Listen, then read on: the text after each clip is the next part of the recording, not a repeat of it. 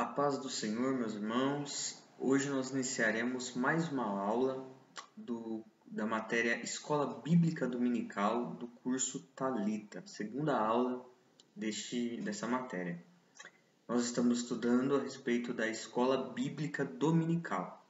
E na aula de hoje nós vamos estudar um pouco a respeito da questão histórica, do surgimento da Escola Bíblica Dominical.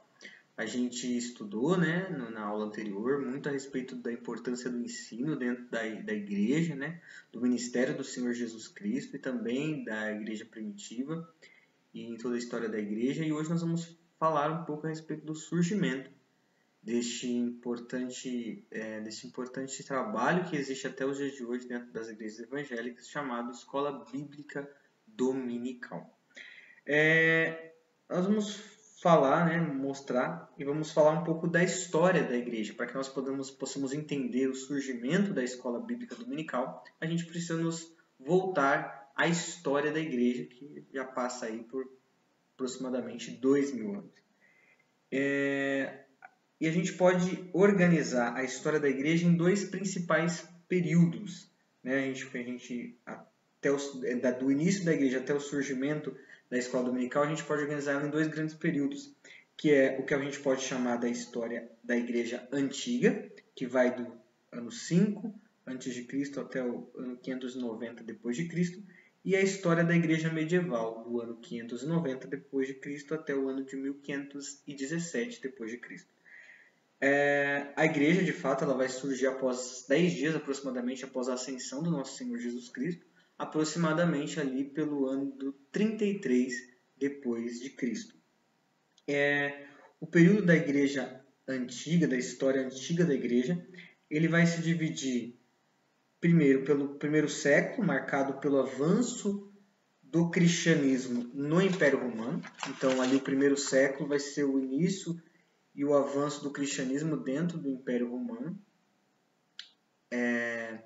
Ainda com os apóstolos todos vivos, eles lançando os fundamentos da igreja, escrevendo as epístolas, e a teologia cristã sendo desenvolvida por eles, que são ainda marca da igreja até os dias de hoje, deixando ali o Novo Testamento com as suas epístolas e os seus escritos. Então, ali o primeiro século da igreja. Depois a gente pode falar sobre a luta pela sobrevivência da Igreja Católica Imperial entre os anos 100 e 313. Lembrando que a Igreja Católica aqui ainda não tem um sentido católico que a gente entende hoje, como o catolicismo romano, porque a palavra católica ela tem o sentido de universal. A palavra católica significa universal. Quando falamos de Igreja Católica, estamos falando de Igreja universal. Ainda não a Igreja ligada a Roma, ao Papa Romano, mas sim a igreja que está presente no mundo todo. Então, até o ano de 313, aproximadamente, nós temos essa igreja universal, cristã, dentro do Império Romano, tentando sobreviver, porque durante os primeiros séculos, os 3 primeiros séculos da igreja, ela é muito perseguida. A igreja cristã ela é perseguida pelo Império Romano, que queria exterminar a igreja. A partir depois desse período, até 313, a gente pode chamar o período da antiga Igreja Católica Imperial, supremacia da antiga Igreja Católica Imperial, que vai desde o ano 313 até o ano de 590. Ali, a partir então de aproximadamente 313, no século IV, nós temos ali o Império Romano, que até então perseguia a igreja veementemente. O imperador de Roma, Constantino, supostamente se converte ao cristianismo. Há uma discussão até os dias de hoje se de fato ele se converteu realmente ou não, mas fato é que ele adere à fé cristã, pelo menos teoricamente, e a partir daquele momento ele institui a religião cristã como a religião oficial do Império Romano. E ele lança o Edito de Milão, como é conhecido, que passa a proibir a perseguição aos cristãos. Então, a partir daquele período, o cristianismo não é mais proibido perseguir os cristãos e passa-se o cristianismo a ser a religião oficial do Império Romano. Esse período, a igreja começa então a se corromper e surge-se assim, de fato, a igreja apostólica Católica Apostólica Romana, a partir desse período. E ali nós entramos naquele período que a gente chama da Igreja Medieval, ou Idade das Trevas também chamado, que é um período em que a Igreja se corrompe muito, né, deixa muito daquilo que é a doutrinas bíblicas e cristãs, e cria-se muitas doutrinas baseadas na tradição, nos costumes dos povos ali, não tanto baseado na palavra de Deus. E aí temos nesse período da Igreja Medieval o surgimento do Império e do cristianismo latino-teutônico entre os anos 590 e 800.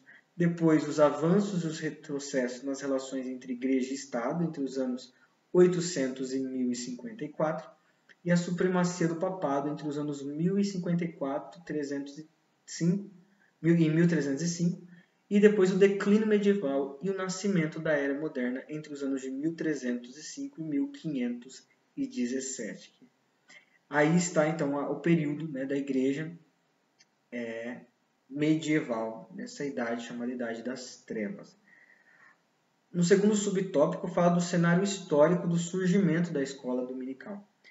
Em 1517, né, inicia-se aquilo que a gente chama de Reforma Protestante, especificamente a data, né, que os historiadores marcam como o início da Reforma Protestante é o dia 31 de outubro de 1517, quando Martinho Lutero ele afixa sobre a Catedral de Wittenberg, na Alemanha, as 95 teses contra a Igreja Católica Apostólica Romana. Ele que era, né, um padre, um monge católico, ele percebe a incoerência existente dentro da Igreja Católica medieval entre aquilo que ela ensinava e aquilo que a Palavra de Deus ensina, e a partir do estudo das Escrituras ele percebe as incoerências existentes na Igreja e lança então 95 teses e protesta contra a Igreja Católica daquele período. E aí se surge, né, aquilo que nós vamos conhecer como o protestantismo, como a reforma protestante, que dará surgimento a diversas igrejas que posteriormente se tornará aquilo que hoje nós conhecemos como o movimento evangélico. E posteriormente, então, a reforma protestante, dentro do contexto da reforma protestante que vai surgir a escola dominical. A escola dominical, de forma específica, ela vai surgir na Inglaterra, né, por um homem chamado Robert Hakes, anglicano, e ele, em 1780, vai fundar a escola dominical. A igreja anglicana, né, a igreja oficial da Inglaterra, que ela também havia rompido, né, a partir do rei Henrique VIII, com a igreja católica, também com a igreja romana, e também, portanto, uma igreja protestante. E dentro da tradição anglicana é que Robert Hakes, um inglês, que era um jornalista também, ele vai iniciar a escola dominical. Naquele período ali em que ele vivia, havia a Revolução Industrial e muitas crianças trabalhavam exaustivamente de segunda a sábado. Porém, nos domingos, aquelas crianças elas ficavam ociosas, sem nada para fazer, e muitas delas acabavam nesse período ocioso delas nos domingos, vivendo em delinquência, praticando coisas erradas, se envolvendo em vícios, em práticas criminosas. E Robert Hakes ele começou a observar tudo isso e ele viu de que aquelas crianças ali que de domingo estavam abandonadas, aprendendo coisas que não deviam, elas potencialmente no futuro poderiam se tornar criminosos. E então ele resolve, né, chamar essas crianças que não tinham nada para fazer nos domingos para lhes trazer ensino. E aí nós temos o segundo subtópico, né, que vai falar de que Robert Hakes, o protagonista do modelo atual da escola bíblica dominical. Ele vai iniciar então essas escolas dominicais com essas crianças E nessas escolas dominicais ele vai trazer e vai dar a essas crianças, né, o ensino de matérias seculares mesmo, como matemática, como história e como língua inglesa, que era a língua materna daquelas crianças. A gente tem que lembrar que isso está acontecendo na Inglaterra. Então ele vai ensinar para essas crianças nos domingos essas matérias seculares. Mas ele também, né, diz essa história que no período da manhã eles ensinavam isso para as crianças, as matérias seculares, mas no período da tarde elas iam à igreja e eles tinham ensino bíblico, ensino a respeito da palavra de Deus. Então, aí se dá o início àquilo que hoje nós vamos conhecer como escola bíblica dominical. Então, eles davam ensino secular e também eles traziam ensino bíblico. O ensino, como eu já falei, né, é algo extremamente importante dentro da fé cristã, né? É algo essencial. E a gente percebe isso em toda a revelação bíblica, em todo o plano de Deus. O ensino é algo primordial. A gente percebe isso desde quando Deus dá a Moisés a lei do Senhor e fala para ele de que ele deveria ensinar a lei do Senhor de geração em geração. Esse ensino deveria ser feito de pais para filhos e através também do sacerdócio do povo de Israel. Então, o ensino é algo que está dentro dos fundamentos da nossa fé desde a revelação de Deus inicial, lá quando Deus começou a colocar o plano da salvação em prática, revelando a Moisés a sua lei. E a gente já viu isso na última aula, de como esse ensino também era importante no ministério do Senhor Jesus Cristo e também nos primeiros anos da igreja e em toda a história da igreja, nesses 2000 anos de história da igreja cristã. O ensino é algo extremamente importante, do qual deve ter de cada um de nós que somos chamados por Deus para executar isso, toda a nossa dedicação. Nós precisamos ser envolvidos no labor do ensinamento e utilizando os instrumentos que Deus nos deixou disponíveis nesta educação. A educação bíblico-cristã, nos moldes do nosso tempo, deve-se muito então a esse homem, Robert Hakes. Era um filântropo inglês, um leigo anglicano, nasceu em Gloucester, na Inglaterra, em 1736. Ele ousou desenvolver um projeto educacional, como eu já disse, por se comover através da situação daquelas crianças que estavam envolvidas em delinquência e que também estavam envolvidos em delitos. Em Gloucester, na sua cidade natal, é que ele inicia e funda a escola dominical. Ele sai pelas ruas, então, convidando as crianças para que eles ensinassem as matérias seculares e também a palavra de Deus através do ensino religioso dentro das igrejas. E isso foi extremamente importante e positivo para todo o povo inglês. Com o objetivo de modificar o caráter usando os ensinamentos bíblicos, nasceu a Escola Dominical como um instituto bíblico infantil, operando de forma independente das igrejas, alfabetizando e ensinando Bíblia às crianças carentes no dia 20 de julho de 1780, lá na cidade natal dele, quando ele tinha 44 anos. Então ela surge de forma independente das igrejas, com o objetivo de alfabetizar e ensinar a Bíblia às crianças carentes.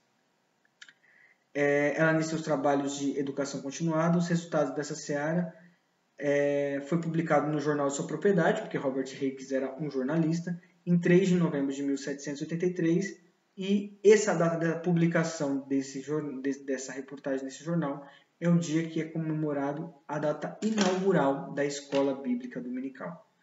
Até 1831, as escolas dominicais na Grã-Bretanha ensinavam semanalmente 1.250.000 crianças, ou seja, 25% de toda a população da Grã-Bretanha. Então, a gente percebe, ele iniciou isso em 1780 e ali em 1831, mais de 1.250.000 crianças eram ensinadas através da escola dominical. Como o trabalho de Robert Hakes prosperou, e influenciou toda a Inglaterra.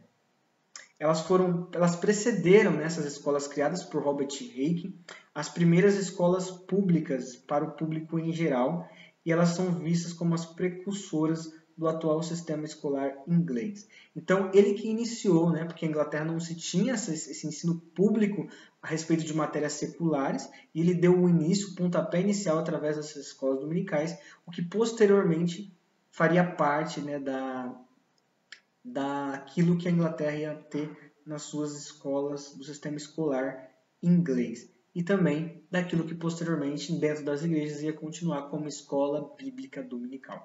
Ele foi, portanto, um homem, né, com toda certeza, um instrumento de Deus para levar ensino secular e bíblico para as crianças da Inglaterra. E marcas que deixaram, influenciaram, né, o mundo até os dias de hoje e que a igreja também se beneficiou com isso. O terceiro subtópico fala sobre o Brasil é alcançado pela grande comissão. Vai falar um pouco, né, a respeito de quando o início de como surgiram os primeiros protestantes que chegaram aqui ao Brasil. Como nós sabemos, o Brasil ele foi colonizado pelos portugueses, né, aproximadamente no ano de 1500, e juntamente os portugueses trouxeram consigo a sua fé, a sua religião, né, a sua fé católica apostólica romana. Mas os primeiros protestantes eles chegaram no Brasil através dos huguenotes franceses por volta de 1550, mas eles foram repelidos pela coroa portuguesa com o aval do clero romano, né, da liderança religiosa romana, que repeliram eles daqui, de forma que eles foram expulsos daqui, juntamente com os holandeses também, que já estavam estabelecidos no Brasil em 1661. Eles acreditavam, né, a coroa portuguesa, de que os protestantes aqui no Brasil eles eram uma ameaça à catequização dos indígenas e dos negros pela Igreja Romana no Brasil. Então eles repeliram os protestantes daqui. O Evangelho, né, no Brasil ele chegou através do próprio movimento da Reforma Protestante, obedecendo à grande comissão à evangelização. A Igreja de Genebra, ela comissionou 2 pastores de lá para que viessem para a colônia portuguesa aqui no Brasil, que os franceses haviam fundado no Rio de Janeiro, e o primeiro culto foi datado, né, em 10 de março de 1557.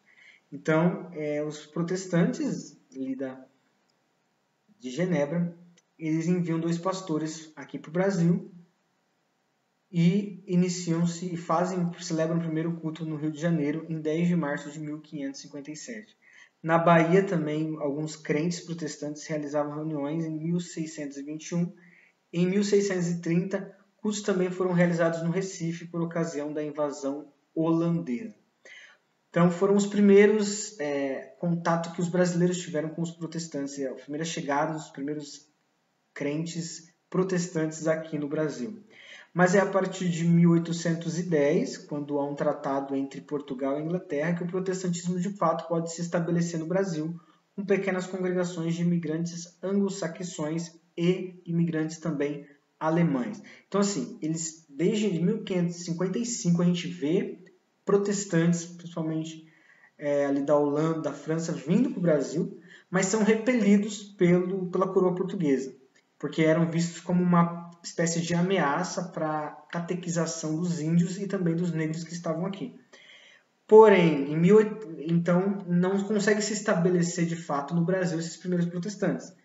É em 1810, quando há um tratado entre Portugal e Inglaterra, que o protestantismo de fato pode se estabelecer no Brasil através de imigrantes que vêm da Inglaterra e também da Alemanha. Então, muitos ingleses e alemães vêm morar no Brasil e eles, juntamente consigo, trazem a sua fé e podem ter liberdade de fazer os seus cultos. E assim, então, se inicia o estabelecimento dos primeiros protestantes dentro das terras brasileiras. Em 1835, também os metodistas, né, que vêm dos Estados Unidos da América, buscam meios para iniciar missões aqui no Brasil, em decorrência da fundação de uma pequena escola de discipulado aqui no Brasil, mas que não foi avante. Houve também esforço de sociedades bíblicas britânicas e americanas para o envio de Bíblias ao Brasil no início do século XIX. Então, a partir daí, se dá o início, né, dos primeiros protestantes dentro das terras aqui tupiniquins dentro do Brasil. O quarto subtópico fala a respeito do surgimento das igrejas no Brasil comprometidas com o ensino. Então é na segunda metade, né, do século XIX que as primeiras agências missionárias se estabelecem no Brasil durante o governo de Dom Pedro II. E diante da necessidade do Império de atrair imigrantes de países protestantes, vão se destacar, diante da necessidade do Império de atrair, eles queriam atrair, né, imigrantes de países protestantes, então a partir daí o Brasil se abre mais para que agências missionárias venham se estabelecer dentro do Brasil. E dentro desse período vai se destacar um trabalho prestado por um casal missionário escocês chamado Robert e Sarah Calley. Em 19 de agosto de 1855, quando eles vão na cidade imperial de Petrópolis, no Rio de Janeiro, dirigir a primeira escola dominical em terras brasileiras, que segundo alguns dados históricos, participaram dela apenas 5 crianças. Então, em 19 de agosto de 1855, nós temos no Brasil a primeira escola dominical, que é instituída e é feita por esses missionários, casal missionário escocês, Robert e Sarah Calley, no dia 19 de agosto de 1855, participando dessa escola dominical apenas 5 crianças. Ainda hoje, nesse lugar onde aconteceu essa primeira escola dominical, é possível ver um memorial que registra, né, esse tão singular momento do ensino da palavra de Deus dentro da nossa terra. Por ser médico de formação, o Robert Calley combinou o atendimento médico com a pregação do Evangelho e mesmo meio a perseguições, à vista do êxito do trabalho que culminou em muitas conversões, se empenhou no discipulado dos portugueses. Então eles sofreram perseguição aqui dentro do Brasil, mas o trabalho deles prosperou e ele discipulou e muitas pessoas conheceram a Cristo através da evangelização e do trabalho que eles iniciaram com essa escola dominical. Foram apenas 5 crianças que iniciaram, participaram daquela primeira aula, mas foi suficiente para que o trabalho florescesse e alcançasse os seus lugares mais retirados do nosso país. A escola dominical é o principal instrumento de evangelização e instrução. A escola dominical ela é um instrumento de evangelização. Quantas crianças que não são levadas para a escola dominical pelo amiguinho, pelo vizinho, e que, através da escola dominical, aprendem a palavra de Deus e permanecem na igreja por toda a sua vida. Já ouvi pessoas dizendo, e elas estão certas, quando nós ganhamos uma criança para Cristo, nós ganhamos uma vida inteira dedicada ao Senhor. Quando nós ganhamos um adulto, nós ganhamos uma meia vida para Deus.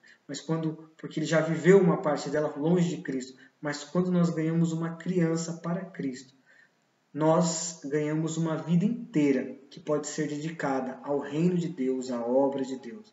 Então nós precisamos sempre nos empenhar e se utilizar do instrumento maravilhoso que o Senhor colocou nas nossas mãos, que é a escola dominical. Deus agindo na história, usando esse homem, como já foi falado, usando ele lá na Inglaterra para iniciar esse trabalho. E hoje nós temos esse instrumento nas nossas mãos, que pode ser um instrumento para evangelizar crianças ao redor do mundo, para que elas possam servir ao Senhor, conhecer o Senhor. Então, ela é um instrumento de evangelização e também de instrução, né? Que gera maturidade, gera crescimento espiritual para a igreja. Né? Há quem diga que os melhores crentes são aqueles que frequentam a escola bíblica dominical, porque são crentes que têm fundamento, que têm base, que têm conhecimento. Né? Não são pessoas que vivem uma vida cristã com conhecimento bíblico superficial, mas são pessoas que querem se aprofundar e conhecer mais esse Deus maravilhoso que o salvou. Então ela é um instrumento poderoso, glorioso, de instrução e de evangelização que está à nossa disposição e que nós devemos sempre fazer o bom uso dela. E muitas vezes a escola dominical ela nasce antes mesmo da igreja. Sem ela seria difícil levar o evangelho até os confins da terra. Então, como nós percebemos aqui, esses casal, eles fizeram a primeira escola dominical. E ela, muitas vezes, ela é organizada antes mesmo da própria igreja. Aqui diz, né, quando em 1859, a Igreja Presbiteriana dos Estados Unidos vai iniciar os trabalhos no Brasil. E o primeiro trabalho promovido pela Igreja Presbiteriana, que vem dos Estados Unidos, mas que vai dar origem à Igreja Presbiteriana hoje do Brasil, é promovido aqui. O primeiro trabalho que ela faz é o trabalho da escola dominical. Isso acontece no Rio de Janeiro, em 22 de abril de 1862. Essa escola foi dirigida por Ver Archibald Green Simonton, que é um missionário presbiteriano e fundador da Igreja Presbiteriana do Brasil. Quer dizer que antes mesmo de Simonton organizar os cultos, organizar a Igreja Presbiteriana, ele já organizou a escola dominical. Ela começou antes mesmo do que a própria igreja. Ele se utilizou desse instrumento para a evangelização, para a instrução aqui no Brasil. Em 1957, a Igreja Presbiteriana, o presbiterianismo no Brasil já contava com mais de 76 mil membros. Ou que seja, que já tinha uma editora e programas de rádio. Ou seja, o trabalho iniciado por Simonton, que fundou a Igreja Presbiteriana do Brasil e iniciou isso com a escola bíblica dominical, foi um trabalho que cresceu, foi um trabalho que se desenvolveu, foi um trabalho que prosperou, mas que iniciou-se, teve como fundamento, início, pontapé inicial, a escola bíblica dominical. Então a escola bíblica ela é um instrumento maravilhoso que o Senhor colocou nas nossas mãos e que nós podemos usar e que possamos usar com sabedoria para que mais almas possam ser alcançadas pelo Evangelho da graça de Deus. É que eu e você nos utilizemos desse maravilhoso instrumento que é a escola bíblica dominical. O quarto subtópico fala sobre a Assembleia de Deus e a escola bíblica dominical no Brasil. Nós sabemos que a Assembleia de Deus ela vem e ela surge como resultado de um movimento pentecostal que se dá no início do século XX nos Estados Unidos, né? A gente sabe que ali nos Estados Unidos, no início do século XX, entre 1901 e 1906, se inicia o movimento pentecostal. E o movimento pentecostal ele vai surgir ali entre os metodistas, principalmente aqueles que estavam ligados ao movimento de santidade. E um dos homens que vai surgir ali é Charles Parham, né, que ele vai começar junto com um grupo de cristãos, estudar o livro de Atos e buscar ali as experiências sobrenaturais de Atos com batismo com o Espírito Santo, com línguas estranhas, com manifestações do Espírito Santo, manifestações de dons espirituais.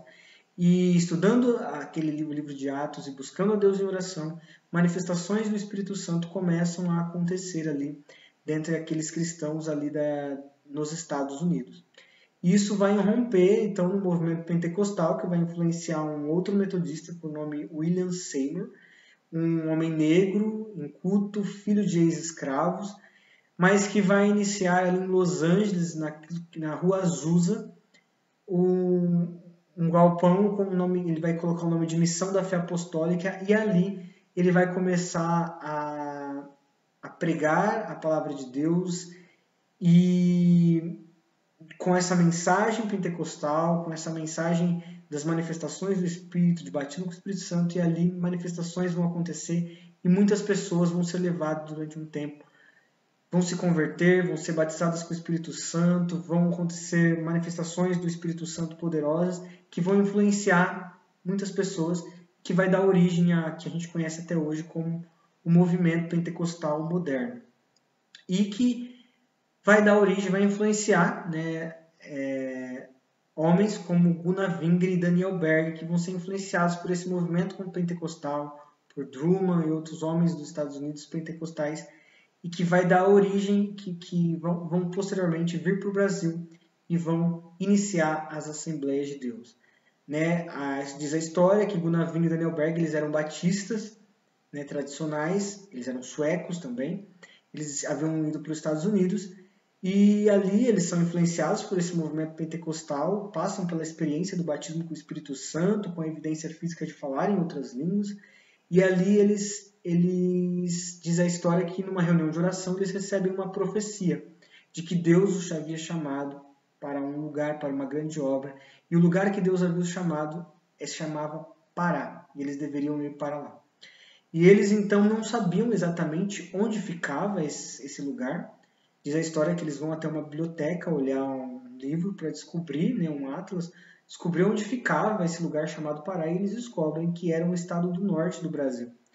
E então, obedecendo à voz de Deus, eles resolvem vir para o Brasil, ainda jovens, e chegando em Belém do Pará, eles vão atrás de um pastor metodista, que os direciona a um pastor batista, porque sabia que eles eram batistas, e ali esse pastor os recebe e eles começam a congregar naquela igreja, mas pelo fato de crerem na doutrina do batismo com o Espírito Santo como uma experiência posterior e diferente da conversão, e com a evidência física de línguas estranhas, eles acabam tendo divergências doutrinárias com o pastor tradicional daquela igreja batista e acabam precisando sair da igreja, e juntamente com eles sai aproximadamente um grupo de 17 crentes, e ali começam a fazer cultos em uma casa que eles vão chamar de Missão da Fé Apostólica, copiando o nome daquele avivamento que acontece na Rua Azusa com William Seymour. E por alguns anos, esse vai ser o nome da igreja que posteriormente, né, e vai se chamar Assembleia de Deus. Eles chegam no Brasil em 19 de novembro de 1910, começam o trabalho dessa igreja que chama-se, a princípio, Missão da Fé Apostólica em 18 de junho de 1911, mas em 18 de janeiro de 1918, Gunavingre muda o nome da igreja para Assembleia de Deus, né? Copiando, na verdade, né? Gunavingre está copiando o nome da Assembleia de Deus que já existia nos Estados Unidos, porque já existia nos Estados Unidos a Assembleia de Deus, que é fundada lá em 1914. Em 1914 é fundada a Assembleia de Deus nos Estados Unidos, é um movimento que surge nos Estados Unidos a partir de crentes tradicionais que experimentam o batismo com o Espírito Santo com evidência de línguas, e essa experiência faz com que eles tenham que se retirar dessas igrejas e eles começam a se unir e se organizar em uma nova denominação que eles dão o nome de Assembleia de Deus. O Naving descobre essa história, o que está acontecendo lá, e copia esse nome e coloca aqui no Brasil o mesmo nome para a denominação pentecostal nascente, como também a Assembleia de Deus. A princípio, as duas igrejas elas não têm nenhum vínculo, mas posteriormente, né, tanto a Assembleia de Deus brasileira e a americana, elas vão se unir em comunhão pelo fato de crerem nas mesmas doutrinas, e hoje, até hoje, tem uma comunhão e se ajudam mutuamente e fazem parte daquilo que é hoje conhecido como Comitê Mundial das Assembleias de Deus, o Comitê Mundial das Assembleias de Deus, que é formado por todas as Assembleias de Deus ao redor do mundo e que celebra essa união também entre a Assembleia de Deus americana e a Assembleia de Deus brasileira, que posteriormente se unem por crer nas mesmas doutrinas, embora tivessem origens diferentes. Com o início da Assembleia de Deus, eles evangelizam o Brasil, né? E a Assembleia de Deus cresce de uma maneira assustadora por toda a nossa nação, né? Isso que acaba se tornando, até hoje, a maior denominação do Brasil. Inicia-se no norte, desce para o nordeste, vem para o sudeste, para o sul e termina ali no centro-oeste. E evangelizam, então, no poder do Espírito Santo, levando o evangelho a toda a nossa nação. Em pouco tempo ela chega em praticamente os grandes centros urbanos do Brasil, como Porto Alegre, São Paulo e Belo Horizonte, e a partir de 1936 ela passa a ter maior colaboração das Assembleias de Deus nos Estados Unidos, através de missionários que são enviados para o Brasil, que vão se envolver especialmente de forma mais direta com a estruturação teológica da denominação. Então muitos pastores americanos vêm para o Brasil para que possam ajudar e cooperar com a obra de Deus, com as Assembleias de Deus aqui. Eles são das Assembleias de Deus dos Estados Unidos, eles vêm para ajudar a Assembleia de Deus aqui, especialmente para estruturar a teologia da denominação aqui no Brasil. Porque por muitos anos a Assembleia de Deus viu o estudo teológico como algo ruim, uma herança que vem sueca, e não tinham-se aqui institutos bíblicos e teológicos dentro das Assembleias de Deus. E quem vai ajudar a mudar essa visão é a influência desses pastores americanos que vêm dos Estados Unidos para o Brasil. Nós temos como um dos principais pastores que vão influenciar teologicamente, vão contribuir para a institucionalização teológica das Assembleias, estruturação teológica das Assembleias de Deus no Brasil, o pastor Bernard Johnson, que vai fundar a ETAD aqui no Brasil que vai ser de suma importância para a estruturação teológica das Assembleias de Deus. Nós temos outros pastores, como o pastor João Colenda, que embora ele seja brasileiro, mas ele vai estudar nos Estados Unidos teologia. Ele se casa também com uma americana, Ruth Doris, e ele volta para o Brasil, e aqui eles, junto com ele e sua esposa, instituem o IBAD, que é o Instituto Bíblico das Assembleias de Deus, que também vai ser de suma importância para o ensino teológico dentro da denominação. Então a gente percebe assim, influências que vêm dos Estados Unidos, das Assembleias de Deus dos Estados Unidos, que vão influenciar positivamente o ensino teológico bíblico mais aprofundado dentro das Assembleias de Deus. E diante dessa necessidade de ensino das Assembleias de Deus, vão se institucionalizar dentro da Assembleia de Deus também a escola dominical, com o objetivo de promover esse ensino. E posteriormente, lá na década de 40, vai surgir a Casa Publicadora das Assembleias de Deus, que vai ser criada com o principal objetivo de cuidar do ensino dominical dentro das Assembleias de Deus. Então, elas vão com aquelas revistas que a gente usa até hoje em todas as faixas etárias, e essas revistas elas são um instrumento para a gente ter um estudo bíblico sistemático dentro das Assembleias de Deus no Brasil. Então, a própria criação da editora CPAD, né, que é a editora das Assembleias de Deus, ela surge com o objetivo do ensino da escola bíblica dominical. Né? Ela vai se tornar hoje a maior editora evangélica da América Latina, mas ela surge com o objetivo de ensinar a Bíblia através da escola dominical. Porém, antes do surgimento da CPAD, né, já havia as primeiras revistas, a gente pode chamar assim, em forma de suplemento, que na época era vinculado através do jornal Boa Semente em Belém do Pará, no início da década de 20. Então a gente percebe que desde a década de 20 já havia circulando, havia um jornal em Belém do Pará, o Jornal das Assembleias de Deus de Belém do Pará, que circulava entre as igrejas chamado Boa Semente. E dentro desse jornal foi criado um suplemento de ensino bíblico, que era comentado pelo pastor Samuel Nistrom, que é um pastor sueco, que nós no Brasil também tivemos muita contribuição e ajuda de pastores suecos, porque os fundadores das Assembleias de Deus no Brasil, eles eram suecos, eles foram ajudados por pastores da Suécia. Então nós tivemos a ajuda de pastores americanos, mas também pastores suecos. E o missionário Samuel Nistrom, ele faziam esses suplementos dentro do jornal Boa Semente, que circulava entre as igrejas e era relacionado ao ensino dentro das escolas dominicais daquela época. Ele que era um homem extremamente capacitado em cultura bíblica e secular, ele que escrevia esse esboço e depois ele vai criar as lições da escola dominical em forma de esboço, que vai ter uma duração de 3 meses, que é uma coisa que existe até os dias de hoje. Né? Ele vai criar esses esboços para a escola dominical e até hoje nós usamos, né, essa metodologia criada por ele dentro da CPAD, de que são revistas que são uma espécie de esboço sobre assuntos bíblicos e que ficam de 3 em 3 meses nas igrejas. A gente fica estudando uma mesma lição, o mesmo conteúdo bíblico, e que é de grande edificação para toda a igreja e em várias faixas etárias. Em 1930, então 1920, se inicia esses suplementos, primeiro através do jornal Boa Semente em Belém do Pará.